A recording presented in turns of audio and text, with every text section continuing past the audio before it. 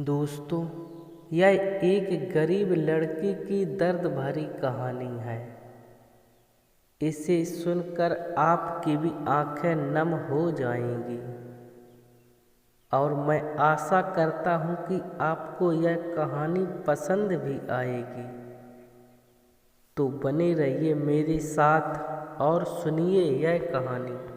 एक गांव में एक साहूकार अपने परिवार के साथ रहता था। परिवार में उसकी पत्नी, एक बेटी और एक बेटा था। शानदार बंगला, नौकर चाकर, गाड़ियाँ और सब शानो शौकत का सामान था उसके पास। गरीब लोगों को बहुत ज़्यादा सूद यानी ब्याज पर कर्जा देना उसका धंधा था।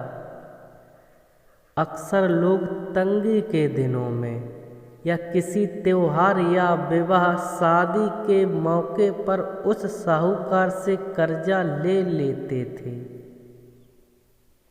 जब फसल अच्छी होती तो थोड़ा थोड़ा करके उतारने लगते, लेकिन जिस वर्ष सूखा पड़ता तो कर्ज तो छोड़ो, गांव वाले सूद तक नहीं दे पाते थे।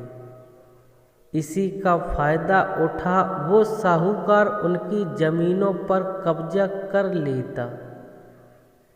कब्जा कर उन्हें बेच देता और खूब पैसे कमाता। इस धंधे में उसका बेटा भी उसकी मदद करता था। दोनों बाप बेटा हर समय किसी न किसी गरीब की जमीन हड़पने की योजना ही बनाते रहते। एक दिन शहर से एक व्यापारी आया और साहूकार से गांव में जमीन खरीदने की इच्छा बताई। साहूकार की खुशी का ठिकाना न रहा। घर बैठे बिठाए जमीनों का ग्राहक मिल गया।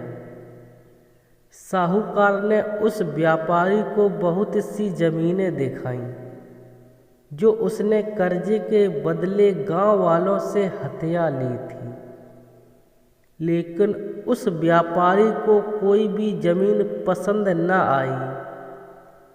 गांव में घूमते हुए व्यापारी को एक जमीन का टुकड़ा पसंद आया। उसने साहूकार से उस जमीन के बारे में पूछा तो साहूकार सोच में डूब गया। असल में वह जमीन तो एक बिन माँ बाप की लड़की की थी जो वहाँ पर रहती थी। उस लड़की के माँ बाप ने साहूकार से 20,000 रुपये कर्ज लिया था, मगर उसे चुकाने से पहले ही उनकी मृत्यु हो गई। बेसहारा लड़की की हालत देख गांव की पंचायत ने साहूकार से उस जमीन पर कब्जा न करने को कहा। भला पंचायत की बात कैसे टाल सकता था। साहूकार मगर दिल में हमेशा ही उस जमीन पर कब्जा करने की बात सोचता रहता था। आज व्यापारी की इच्छा सुन उसका लालच बाहर आ गया था और उसने जमीन पर कब्जे का मन बना लिया। कर्जे के सारे कागज ले वह उस लड़की के घर पहुंचा और कर्जा वापस करने की बात कही। जब लड़की ने अपनी दुर्दशा बताते हुए और समय मांगा तो साहूकार ने कब्जा करने की धमकी दी। कब्जे की धमकी सुन वह लड़की पंचायत के मुखिया के पास गई और उसकी जमीन को बचाने की दुहाई लगाई। सारे गांव में यह बात आग की तरह फैल गई कि साहूकार उस बेसहारा लड़की की जमीन पर कब्जा करने वाला है। यह बात उड़ते उड़ते साहूकार की बेटी के कान में पड़ी। अपने पिता के लालच की बात सुन उसके मन में बहुत दुख हुआ। उसने अपने पिता से इस बारे में बात करने की कोशिश की, लेकिन साहूकार को तो सिर्फ बहुत बड़ा मुनाफा ही दिख रहा था। उस बेसहारा लड़की की दुर्दशा या अपनी बेटी की निवेदन का कोई असर न हुआ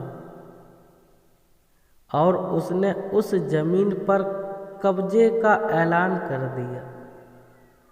साहूकार की बेटी ने भी जिद पकड़ ली कि उस लड़की की जमीन पर कब्जा न होने देगी, पर अपनी एक न चलती देख उसके दिमाग में एक योजना सूझी। अगले दिन सुबह सुबह वह बेसहारा लड़की और उसके साथ 2 लोग साहूकार के घर पहुँचे और कर्ज की 5,000 की किस्त दे दी। साथ में यह भी कहा कि 3-4 महीने में कर्ज के बाकी रुपए भी उन्हें मिल जाएंगी। रुपया देने के बाद रसीद ले सब चले गए। चूँकि अब किस्त मिल गई थी, इसलिए पंचायत ने भी कब्जा नहीं करने दिया। साहूकार बहुत परेशान था कि आखिर उस लड़की के पास इतना सारा रुपया कहाँ से आया। कल तक तो वह दाने दाने को तरसती थी और आज 5,000 रुपये दे गई। कुछ भी न समझ आने पर उसने गांव वालों से भी पूछताछ की, लेकिन कोई भी रुपया के बारे में नहीं जानता था।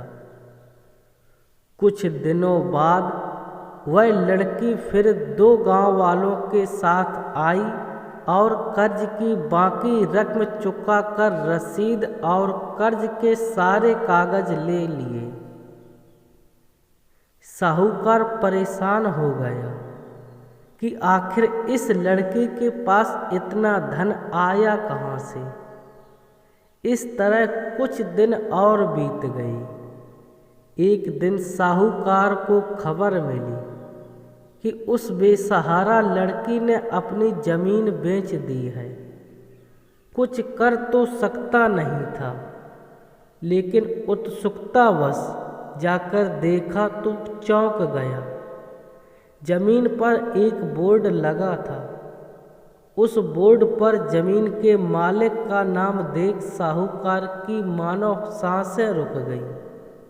मालिक के नाम के आगे लिखा था उसकी अपनी बेटी और उस लड़की का नाम।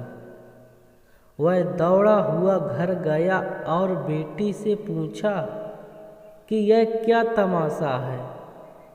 तब उसकी बेटी ने उसे बताया कि उस गरीब लड़की की मदद के लिए उसने अपने सारे गहने बेच डाले ताकि उसकी जमीन आपके कब्जे से बच सके।